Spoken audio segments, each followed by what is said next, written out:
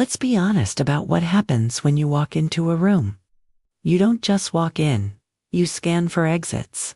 You pull your cardigan tighter around your waist. You see someone glance at you, and your brain immediately whispers, "They are judging me. They think I've let myself go." You cancel plans with friends not because you're busy, but because nothing in your closet fits. And the thought of trying on 3 different outfits only to look frumpy makes you want to cry. So, you stay home. You hide. You feel like everyone else has this adulting thing figured out, while you are losing control. You're the one who fixes everyone else's problems, handles the kids, the job, the family drama, but when it comes to yourself, you are abandoning ship. You aren't just out of shape physically. You feel out of shape mentally.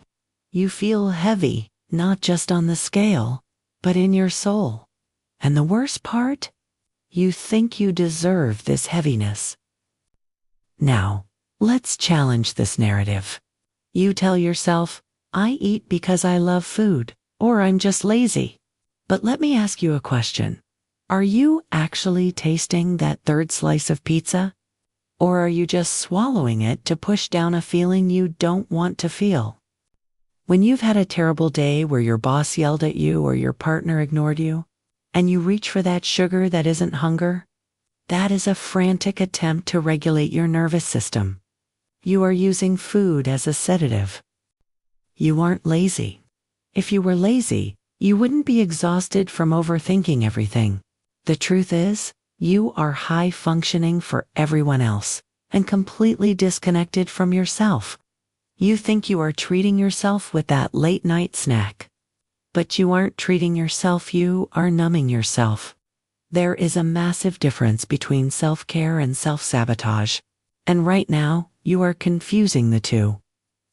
Air is the only bit of science you need to understand so you can stop hating yourself. In psychology, there is something called the fawn response, or the freeze response. When life feels unsafe, when you feel constant pressure to perform, to be the good girl, to never say no, your body perceives this as a threat. Ancient biology says, if the environment is unsafe, build a fortress. That weight around your midsection, that is literally physical armor. Your body is holding on to energy because it thinks you are in a war zone. It is trying to make you bigger so you can survive the stress, or it is trying to make you invisible and unattractive so you won't be targeted. Your body isn't fighting against you. It is trying to protect you, but it's using an outdated map for a modern war. So, how do we stop this cycle? We don't just go on a diet. We change the operating system.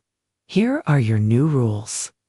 First, stop explaining your body to people.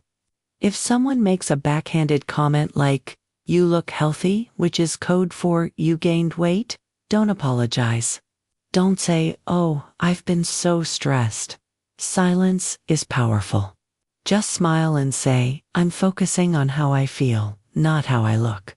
Train people to respect you by not tolerating their disrespect. Second, don't buy clothes that are 2 sizes too small as motivation. That is psychological torture. It makes you feel like a failure every morning. Instead, implement the 10-second pause. The next time you walk to the fridge because you are stressed, stop. Count to 10. Ask yourself, am I hungry for food? Or am I hungry for rest? Am I hungry for appreciation? If it's rest you need, sleep. If it's anger, scream into a pillow. Feed the real hunger. And finally, set boundaries. You cannot pour from an empty cup. Saying no to an extra task isn't selfish. It is the only way you survive without needing food to cope. Here is the destination. We aren't trying to get you back to your high school weight. We are trying to get you back to your power. Imagine a version of you who walks into a room and doesn't pull her cardigan tight. She takes up space. She eats when she is hungry and stops when she is full, because she trusts herself. You have spent years being the good girl who carries everyone else's rocks. It is time to put the rocks down. Self-care is not selfish. It is basic maintenance. You wouldn't drive a car with a flat tire, so stop driving your body into the ground. The world doesn't need your suffering. The world needs your best version. Fix the bridge between your head and your body. Make peace with your armor so you can finally take it off.